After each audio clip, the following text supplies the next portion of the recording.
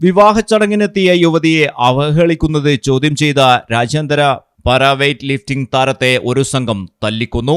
ഹരിയാനയിലെ റോത്തക്കിൽ സംഭവം. ഭവാനി ഗ്രാമത്തിലെ സുഹൃത്തിന്റെ ബന്ധുവിന്റെ വിവാഹ ചടങ്ങിന് എത്തിയതായിരുന്നു വെയ്റ്റ് ലിഫ്റ്റിംഗ് താരം രോഹിത്. ചടങ്ങിനിടെ രാഹുൽ എന്ന യുവാവും 10ഓളം സുഹൃത്തുക്കളും ഒരു യുവതിക്കെതിരെ ലൈംഗിക ചുവയുള്ള പരാമർശം നടത്തി അവഹേളിക്കുന്നത് രോഹിത്തിന്റെ ശ്രദ്ധയിൽപ്പെട്ടു. ഉടൻ തന്നെ രോഹിത് സംഭവത്തിൽ ഇടപെടുകയും യുവാക്കളെ ചോദ്യം ചെയ്യുകയും ചെയ്തു. തുടർന്ന് രോഹിത്തും രാഹുലും തമ്മിൽ ഇതേച്ചൊല്ലി തർക്കമുണ്ടാവുകയും രാഹുലിന്റെ സുഹൃത്തുക്കൾ കൂടി വിഷയത്തിൽ ഇടപെടുകയും ചെയ്തു. ആദ്യം പ്രശ്നം പരിഹരിക്കപ്പെട്ടെങ്കിലും രോഹിത് ചടങ്ങ് കഴിഞ്ഞ് വീട്ടിലേക്ക് പോകും വഴി രാഹുലും സുഹൃത്തുക്കളും വണ്ടി തടഞ്ഞ് പ്രശ്നം സൃഷ്ടിച്ചു. വടികളും ദണ്ഡുകളും ഉപയോഗിച്ച് ഇവർ രോഹിത്തിനെ തലങ്ങും വിലങ്ങും മർദ്ദിച്ചു. 20ഓളം ആളുകളാണ് രോഹിത്തിനെ മർദ്ദിക്കാൻ എത്തിയത് എന്നാണ് ദൃക്സാക്ഷികൾ പറയുന്നത്.